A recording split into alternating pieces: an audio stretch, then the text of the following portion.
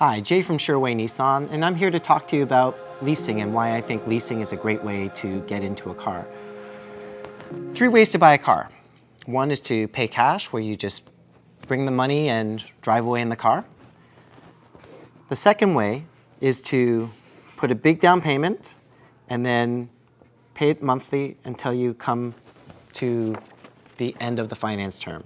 So big down payment, make your monthly payments, and then you own the car.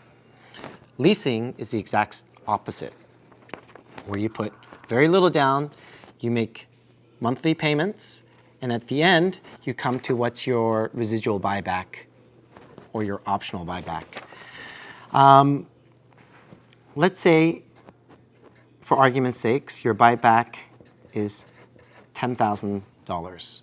There's 3 scenarios that can happen at the end of the lease.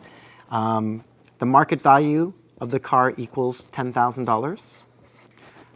Market value is less than $10,000, or market value is greater than $10,000.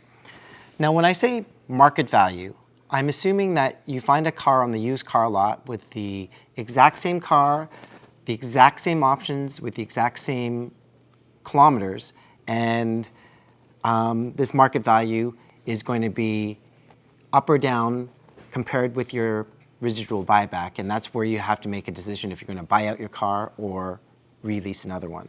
So if your market value equals $10,000 and your buyback is $10,000, that's your worst case scenario, because you're like, should I buy out my car or should I release another car? The other scenario is if your market value is less than $10,000. Let's say it's $8,000. So you can buy the exact same car with the exact same mileage for $8,000 and your buyback is $10,000. Well, that's a no-brainer. You're going to return the car and buy the used car for $8,000.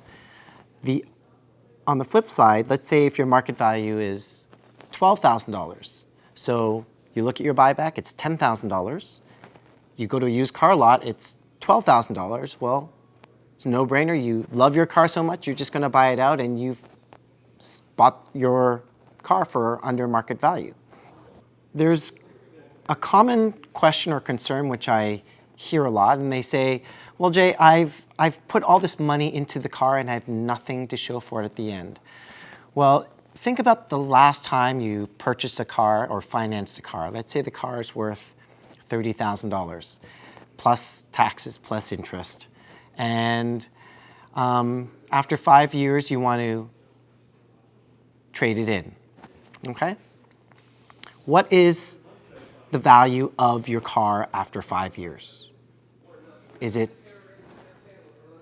from $30,000 plus tax and interest? You've probably put close to $40,000 into the car. That car's probably worth $15,000, $20,000. What happened to that difference? Right? It's gone. So just like a finance where you own the car, the depreciation happens when you try to sell it. Whereas leasing, you're paying the depreciations monthly. Right? Now the big advantage as well, let's say if you own the car. Imagine you own the car and you are at a stoplight doing nothing wrong and someone behind you hits you from behind and now your car is declared in an accident. Because you own that car, who took the hit of the negative depreciation of that hit? For instance, if you went to trade in that car, the value you're going to get from the dealership is going to be less than one that's not been in an accident, obviously. So because you've been now in an accident, that depreciation is directly affecting your trade-in value. When you lease a car, the buyback is guaranteed by the manufacturer. For our case, it's guaranteed by Nissan Canada Finance. That means no matter how many accidents you're involved in, that buyback remains the same and it never changes. So at the end of that lease, you can just drop off the car, not worry about the end value of that car, and you can drive away in another car. That is why I think leasing is a great way to get into a car, because one, you get into lower monthly payments. 2, you can get into a new car every 3, 4, 5 years without having to worry what the resale value of your car is. And 3, you protect yourself against unforeseen accidents and how that affects the value of your car later. So another concern that a lot of people have about leases is the amount of kilometers they're allowed to drive. Now, the average Canadian driving is about 18 to 20,000 kilometers per year. Our leases are designed to be 24,000 kilometers a year, 20,000 kilometers a year, or even in some cases 16,000 kilometers a year. Now, the reason that's important is because the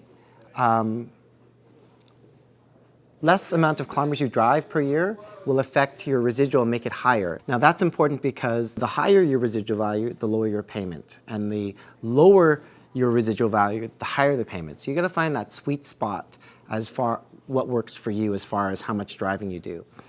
Now, if you do go over your kilometers, all manufacturers, including Nissan, will actually charge a mileage penalty. You shouldn't really worry about that because even if you own the car and you did excess mileage on the car, you would see that mileage penalty in terms of a lesser trade-in value. So let's say if you owned a car that had normal driving is 25,000 kilometers a year and you drove it for 4 years and it was worth $15,000. If your friend who drove 130,000 kilometers tried to trade in that same car, he would get a lesser value for that car. It might be $12,000 because he's put on 30,000 more kilometers. So think of it when you're in a lease, just drive normally. If you pay the excess kilometer charges after, you're going to be paying that anyways, regardless of the fact if you own the car or if you lease the car. So just drive normally and have fun in your new car. So if you have any questions about leases and why you should consider leasing, comment below and I'll be happy to try to answer them for you. JU at Sherway Nissan, where your way is a sure way.